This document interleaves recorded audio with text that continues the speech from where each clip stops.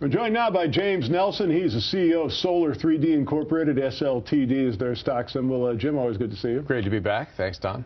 You know, it's kind of interesting, like almost everything else these days, now solar panels are being manufactured in China.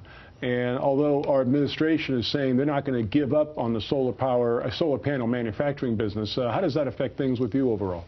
Well, it'll be determined how it affects us, but in terms of the solar industry as a whole, you know, one thing that is just a strategic business idea is that you should always pick what you're best at and focus on that. China is best at manufacturing. We are best at innovating.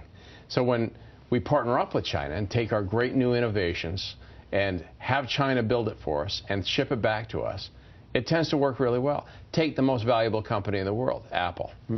Apple does all the innovation. In fact, if you look on the back of some of their devices, it says innovated or invented in Cupertino, built in Singapore, China, wherever it is.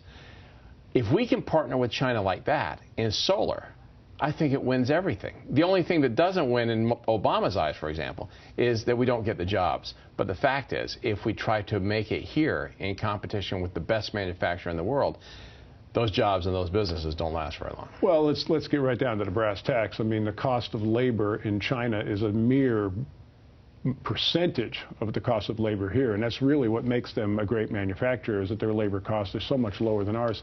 Now, the U.S. has placed a tariff on exports of solar panels to the U.S. from China. How do you feel about that approach? Well, the tariff is pretty heavy now on the Chinese solar cells, and what happens is that what did happen is because we were getting such cheap solar cells and solar panels from China, there was a lot more adoption here in America, and as a result, it expanded jobs, interestingly, because we had installers and other people associated with the industry who were able to have greater jobs. The jobs we didn't have were the manufacturing jobs, which we wouldn't have had anyway. Solyndra is a perfect example, where they had to sell their solar cells for less money than it cost them to build them, because they just could not compete. So they went out of business, lost $1 billion.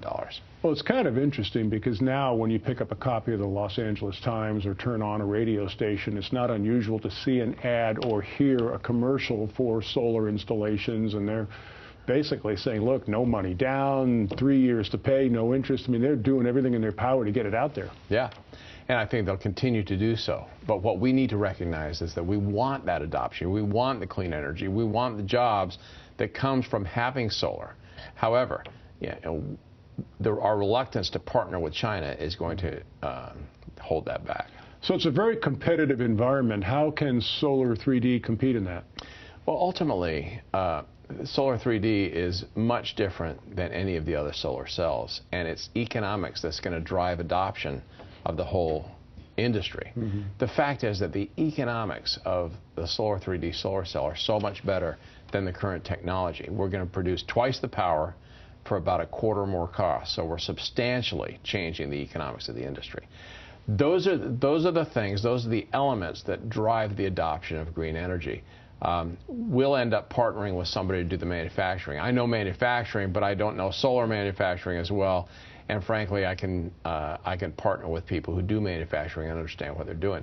If that ends up being with someone in the Far East, so much the better. We're looking for an American partner, but in the end, we'll have somebody who really knows what they're doing in manufacturing. We'll make it for cheap, and it'll produce a whole lot of power. The economics will drive the adoption. And so, I mean, I know you're CEO of the company, but it's very safe to say that you feel that your technology is going to have a significant impact on the overall solar market.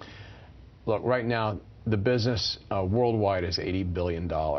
But as we get closer and closer to grid parity, meaning that the cost of doing business or cost of generating electricity from solar gets closer to natural gas and coal and others, adoption will go up substantially. Right now, only 1%, less than 1% of the electricity generated in America comes from solar.